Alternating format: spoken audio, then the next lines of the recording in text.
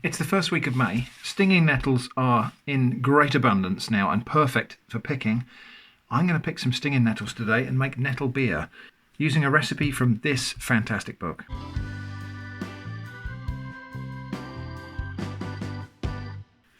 So this is Wild Food by Roger Phillips. Roger Phillips, amazing biologist, naturalist, photographer, author.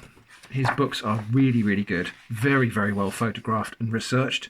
And this one happens to be about wild food, so it's about foraging. I wish I could find morels, but it just doesn't seem to happen.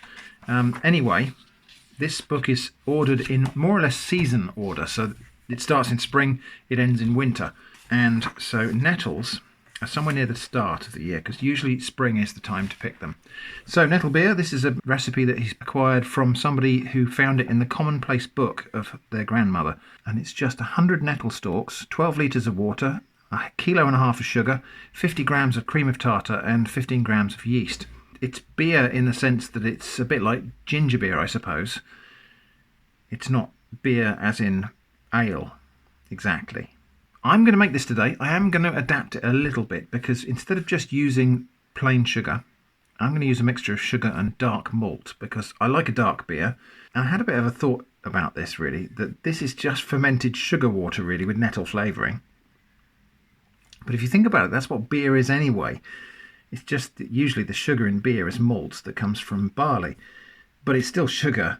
And so beer is just basically mostly fermented sugar water. So any concerns you might have about, just putting a load of sugar and water together and fermenting it, they need to be the same concerns you would have about drinking beer. Anyway, I don't have a vessel big enough to boil 12 litres of water all at once. So I'm going to have to make this in batches. And the first thing I need to do is go out and pick 100 nettle stalks. Now, I'm assuming it doesn't mean the whole plant. I'm assuming that means like the tops, the stalk and maybe 6 leaves, because that's the bit you normally pick if you're gathering for the table. Anyway, let's go pick some nettles and make some nettle beer. So these are stinging nettles here. I probably won't pick them from here because it's right next to a quite dusty track, so they'll probably be a bit dusty and dirty. I'll go and pick them from a clean hedgerow somewhere. Stinging nettles are, I think, the easiest wild food to identify. In fact, I've often joked that you can identify stinging nettles with your eyes shut, because the entire plant is covered with tiny stinging hairs.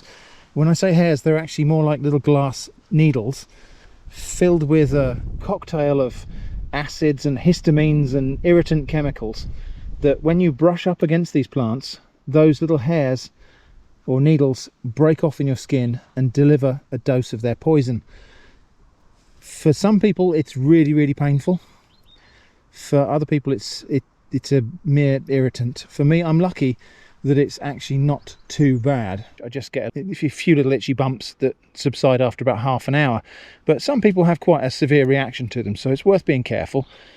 I don't know how much I really need to introduce stinging nettles to anybody in the UK. They must be quite well known, I think, to nearly everybody. They grow in pretty much anywhere they can. They'll grow on waste ground in cities, as well as hedgerows all over the countryside, rubbish dumps, all sorts of places like that. Supermarket car parks. A few things to watch out for here. So this one here, you see those leaves at the top there have been stitched together. That probably means there's caterpillars inside of there. Probably red admiral or something like that, maybe. Red admiral, possibly peacock, I think, feed on stinging nettles. So we won't pick that. We wouldn't pick a top that looks like that. That one's been the leaves have been sewn together by the silk of caterpillars, so there's probably some tiny little caterpillars in there. We'll leave them be. So we're only going to pick examples where that isn't the case. And I think the only thing you might be likely to mistake for stinging nettles is white dead nettle, which is this plant here. A very, very similar looking plant, not closely related at all. This is related to mint, but you can see they do look quite similar. And this is protective mimicry. I think the white dead nettle does this to gain a little bit of kind of fake protection from whatever is put off from eating stinging nettles by the stings. It looks similar, so they don't eat it. I think there is a mimicry theory for these anyway. So yeah, white dead nettle, not poisonous anyway, so you could eat that if you want to, so not a problem if you pick that by mistake. It does have a distinctive flavour that not everybody finds pleasant, but it is edible. Here we've actually got stinging nettle and white dead nettle growing right next to each other to highlight their similarity. So this one, if I touch it, it will sting me. This one has no sting. Now, of course, if you grew up in the countryside or with access to the countryside, what I'm about to do might well be very familiar to you. So the flowers of the white dead nettle, if you grab hold of them like that, you can detach them from the plant. And at the bottom of the flower there, just suck the bottom of the flower there and get a tiny, tiny little burst of sweetness. It's subtle, but it's the nectar from the plant. So obviously I am stealing from the bees here. Let's find another one that I can get. See, there are stinging nettles. That's a stinging nettle. That's a dead nettle. And I did get stung a little bit just reaching for it, and that's another stinging nettle above my hand. There we go.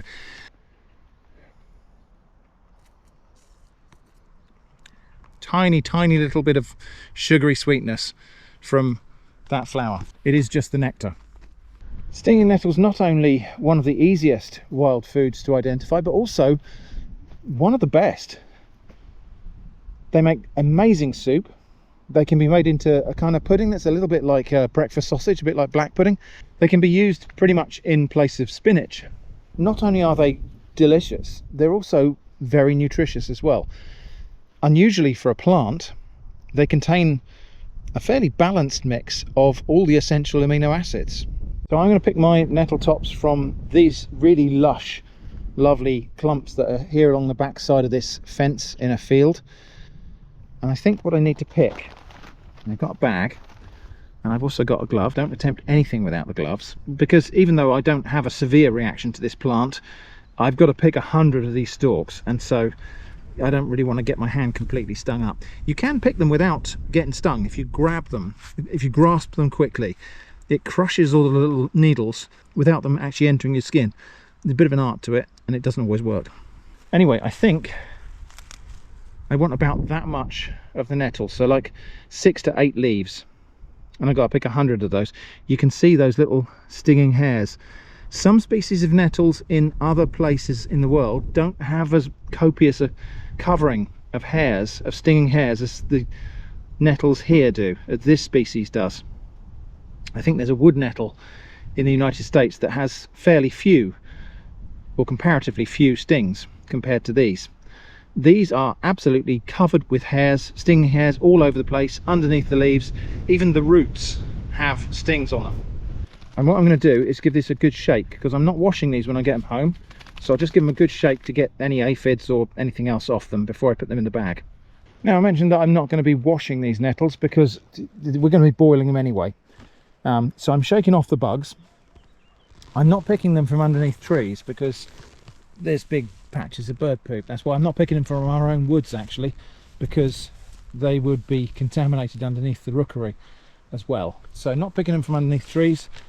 The perennial concern for people in the comments seems to be dog pee, and people do walk their dogs where I am right now, but I'm picking them from kind of the back of the clump.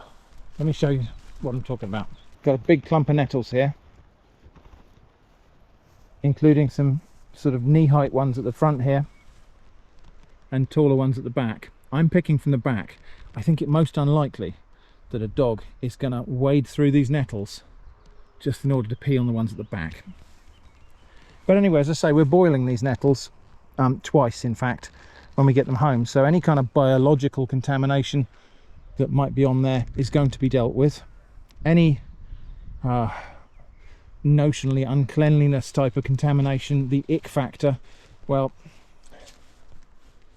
I just don't think it's as big a problem as people make it out to be. You're gonna eat some dirt before you die.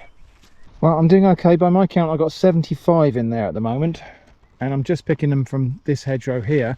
And interestingly, look, this is hops, the more commonly used flavouring and preservative for beer these days. And I think it is the nettles that are substituting for hops in this particular case, although I think there are a flavour in their own right.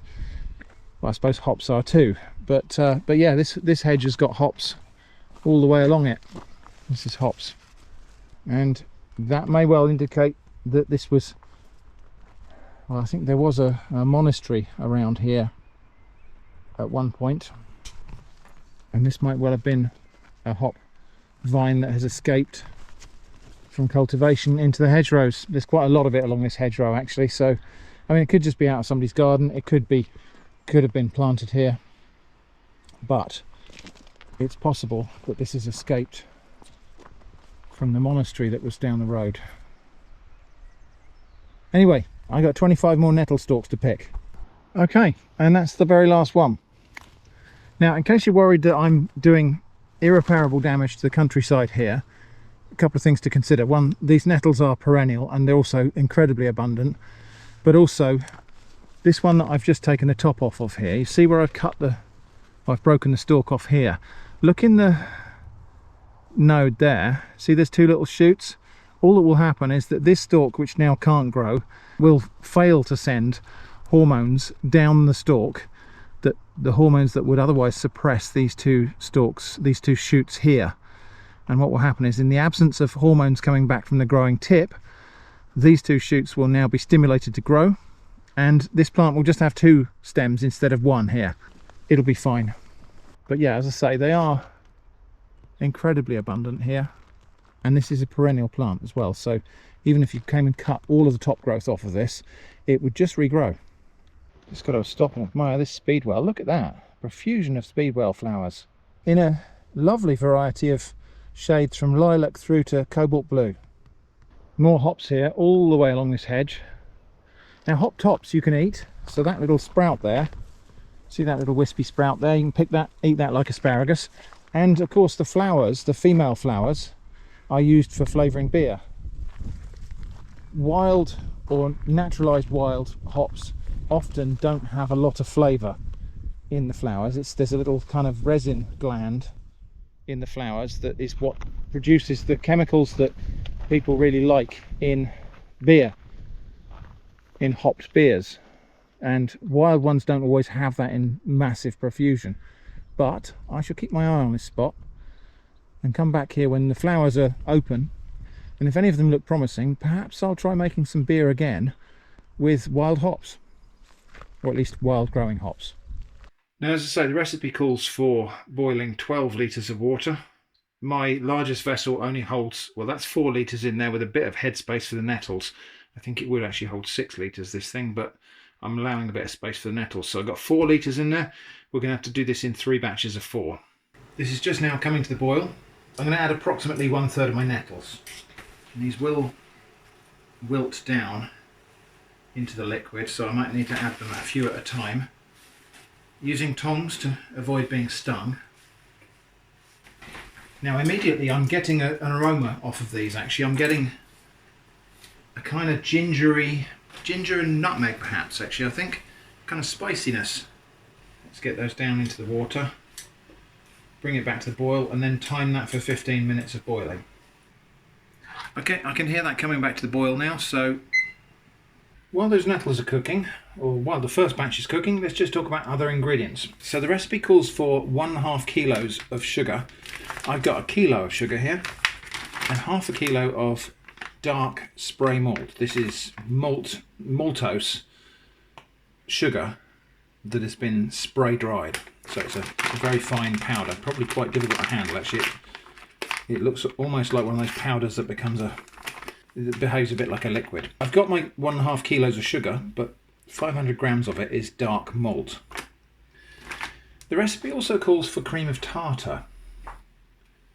50 grams of cream of tartar, and I think that this is to convert the sugar, because I think what happens here, this is an acid, cream of tartar, it's tartaric acid, or actually probably potassium tartrate, and when you cook that with the sugar, the sucrose, I think that breaks the sucrose down to fructose plus glucose, which is going to be more useful for the yeast to convert to alcohol.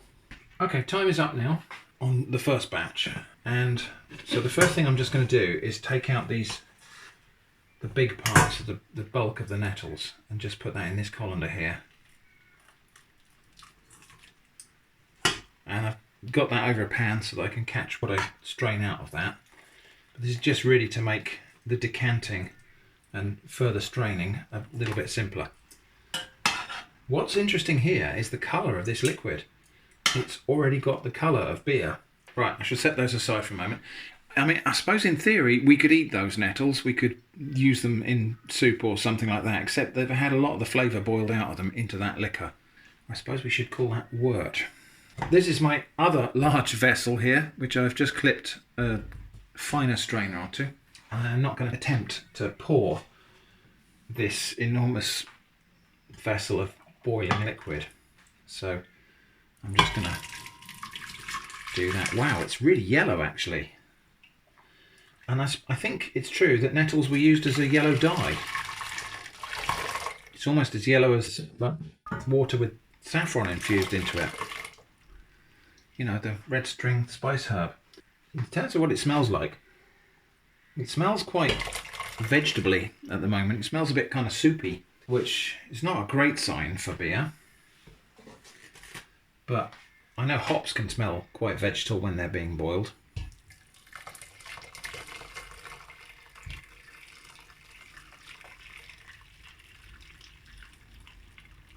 Okay, so that's the first batch.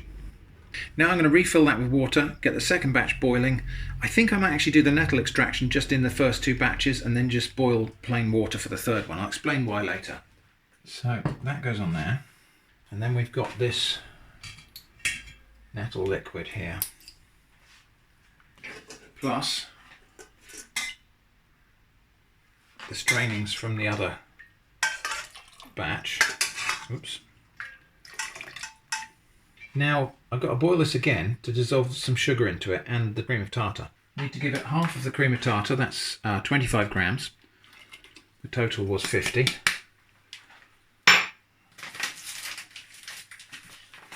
And half the sugar. I'm not going to be very precise with this because it's all going to go in one bucket for fermentation. That's approximately half the sugar. I just need to boil that until the sugar dissolves and just cooks a little bit with that cream of tartar, just to crack the sugar. I think that's what's happening. Second batch is going to be very much like the first, so I'm just waiting for this to come to the boil. We'll get, I think, all of the rest of the nettles in there. We'll do all of the nettle extraction in two batches, the first two batches. And then the third batch will just be water and malt. They'll all get blended and homogenized anyway, but I can't do that until they've cooled down a bit because they're going to go in a big plastic fermentation bucket and they can't go in there boiling hot. So that's batch one there. This is batch two, which has got the double concentration of nettles in it.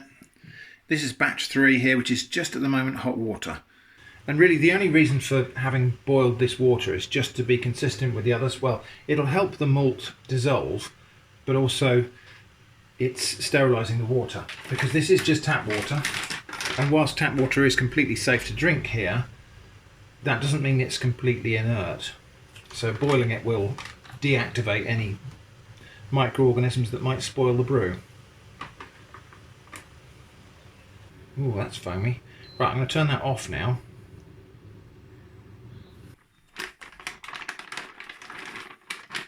Amazing how much moisture that malt has just attracted in the moments that packet was open. Massively hygroscopic.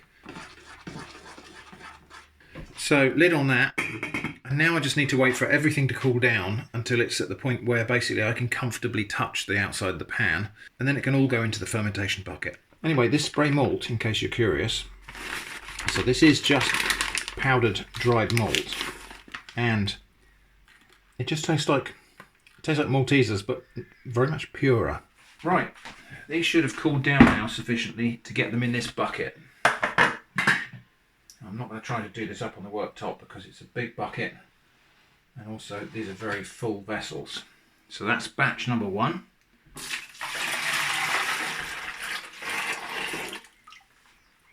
That's batch two. And this is batch three. Now this is going to look very different because it's got the malt in it.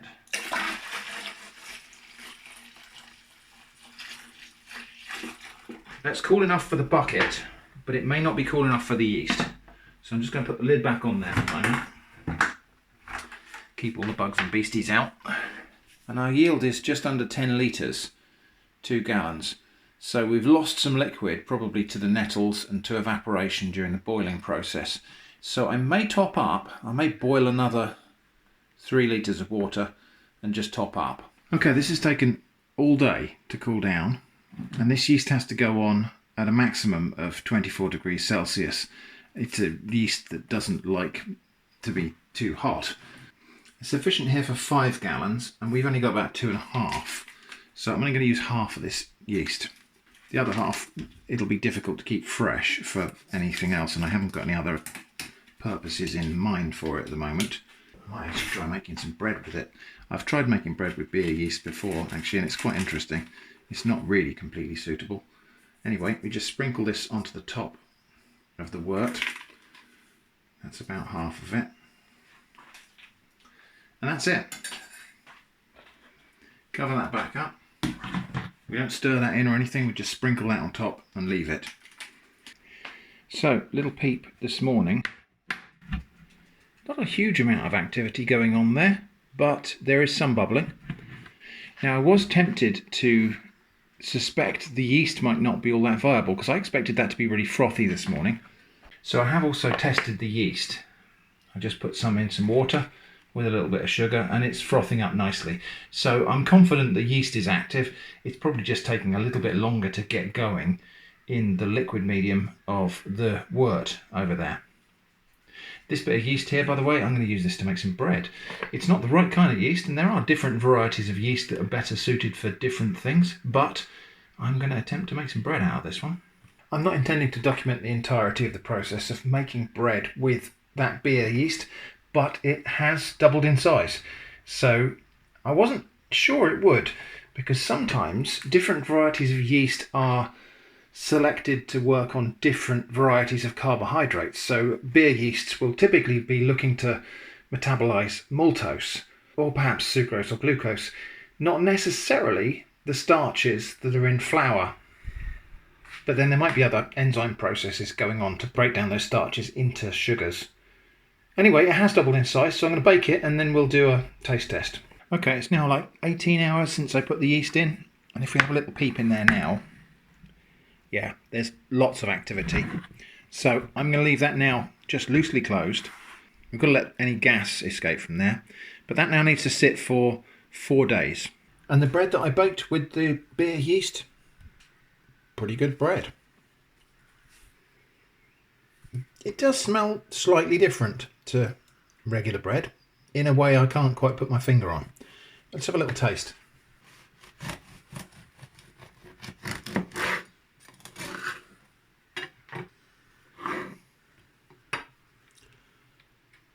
So yeah, I'm quite happy with that. It's obviously wholemeal and seeded flour that I used. There is a different flavour, and it is a slightly beer-like flavour. Now, in days gone by, places like inns and pubs, where perhaps they were brewing beer on site, would probably just have used the same yeast for their bread and their beer. You know, they might be baking bread, brewing beer to feed the various wayfarers who are stopping into the inn, and very likely they were using the same yeast. That's made a decent loaf of bread.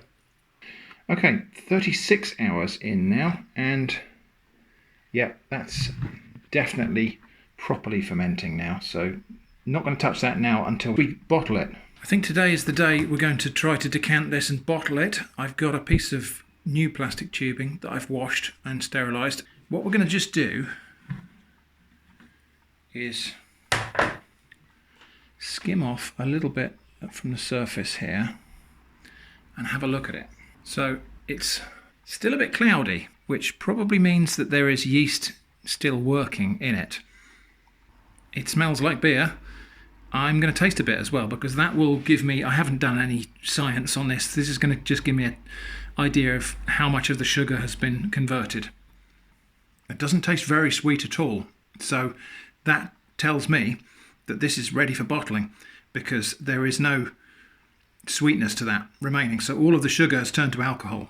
So all of these bottles, and I have provisioned too many, have been washed with soap, rinsed, sterilised, and then the sterilising solution drained off and rinsed with more dilute sterilised water. So there's no, because I'm using a hypochlorite steriliser here rather than metal bisulfite, that could taint the brew. So I don't want traces of that sterilant in the mix.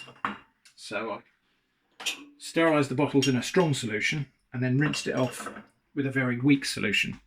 One thing I have to do before we start bottling the beer is I'm just going to put about a level teaspoonful of sugar in each bottle. Reason for that is because fermentation has finished in the bucket, there's nothing left to ferment to create the carbonation. I don't think all of that went in that one. So this sugar will just give the yeast, the remaining yeast, which is not dead, it's just dormant, it's just resting. This will give that yeast a little boost. It will start to ferment again and it will produce carbon dioxide. And the carbon dioxide inside the sealed bottles has nowhere to go. The carbon dioxide can't escape from the stoppered bottles.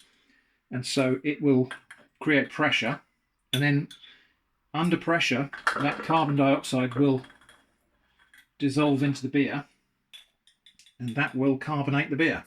So this is called bottle conditioning. Right, now we get to the tricky part, which is going to be siphoning this off into bottles. You can get siphoning tubes that got a little valve on them. I haven't got one of those, I've just got a plain piece of tube. So I'm going to push it down the inside of the bucket until I feel the bottom, then come back up a little bit and then peg it in place like that so that I'm a little bit above the sediment. And then from here things will proceed at a pace.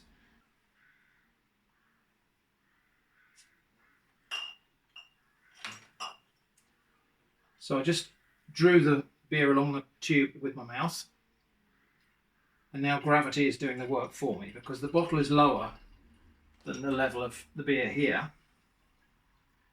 The weight of beer in here is creating reduced pressure that's pushing the beer up the tube. Okay, now I'm just going to get ready to go straight into the next bottle. And there. At the moment I haven't got the rubber seal on that bottle, but I'm just going to put the stopper on to keep flies out. It smells really good. It smells incredibly malty. So, and I don't think all of that malt aroma is coming from the malt I added. I think that's one of the flavours of the nettles. And perhaps that's why nettles were used in this nettle beer, is because they were perhaps a good substitute for malt flavours.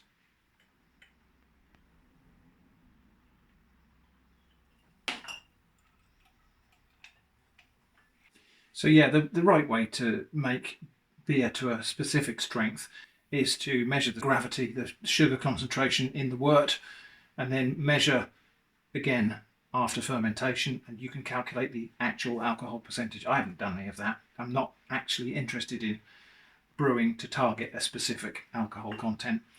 We've definitely got beer here. We'll never know how strong this beer is, although we'll get a feel for that when we taste it.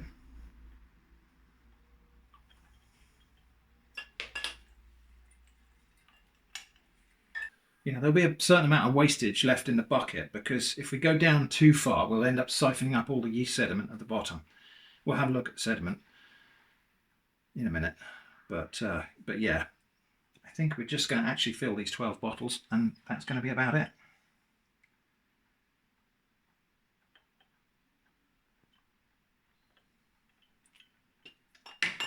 I might have to take a bit out of that. I have a feeling I need a little bit of headspace just to allow the carbon dioxide to develop.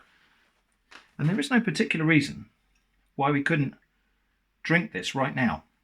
You know, a traditional ale brewed in an ale house might be brewed for a couple of weeks and then served. and it does taste all right. Right, that is almost exactly it. Here's what's left in the bucket. As you can see, it's only a really shallow layer of beer, and there's a lot of yeast sediment in there. That yeast sediment, we could potentially use that to start our next brew, or we could make something akin to Marmite. I don't think I'm going to be doing that this time. But yeah, that's yeast. What I do have to do, however, is seal up these bottles. So those little rubber seals that we took off to sterilise, just go back onto the lids like that, and then that bottle's sealed up, ready for secondary fermentation. Alright, once we've got these bottles capped, I'm going to take them back to the sink and give the outsides of the bottles a rinse, because there is sticky beer all over them. And then they need to go in a cool, dark place for a week, maybe 2 weeks, to do their secondary fermentation. It probably will only be a week until this is drinkable. Beer is actually really quick to make. This is one of the reasons why beer became so popular. It doesn't take an awful long time to brew beer, whereas wine, you may have to ferment it for months and then mature it for months. Beer, you can get from grain to beer in less than a month. Right, that's done.